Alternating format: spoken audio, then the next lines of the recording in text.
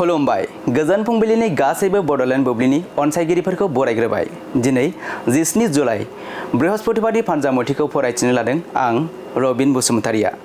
फानजामुथिनि गिबियाव दं मेष राशि। नोंथांनि मावनो लानाय खामानिफोरा फेलें जागोन। गोसोआव गोजोननाय गैयै थासारि सोमजिगोन। वृष राशि। नोंथाङा समाजाव गेदेर बिबान लानानै हाबा मावनो हागोन। समाजाव बयनिबो मान मोनगोन। मिथुन राशि। जिउनि गेदेर आनजादखौ नोंथाङा मोजाङैनो उथ्रिसारनो हागोन। नखराव गोजोन आरो खुसि फैगोन। कर्कट राशि। फिसा बाथ्राखौ लानानैनो लोगोथिनि गेजेराव नांलायलायनाय जागोन। सोमोन्दो गावस्रालायनो हागौ। सिंह राशि। हरखाबै नोंथाङा बबेबा गेदेर जेंनाजों सौदावनो हागौ। सांग्राङै सोलियोब्ला गाहाम जागोन। कन्या राशि। गोबावनिफ्रायनो हास्थायनानै थानाय मिजिंआ जाफुंगोन। नखराव बयनिबो गोसोआव रंजाखांनाय फैगोन।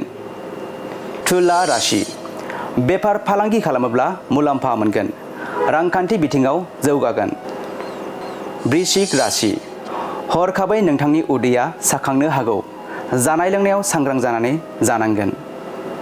धनु राशि। नोंथांनि अहंखारनि जाउनावनो नखरनि बेसेन गोसा बेसादा खहा जानो हागौ। गोसोखौ हमथानानै सोलियोब्ला गाहाम। मकर राशि। नोंथाङा गावनि लुबैनाय बेसादखौ मोननो लुबैनानै उसुखुथु जागोन।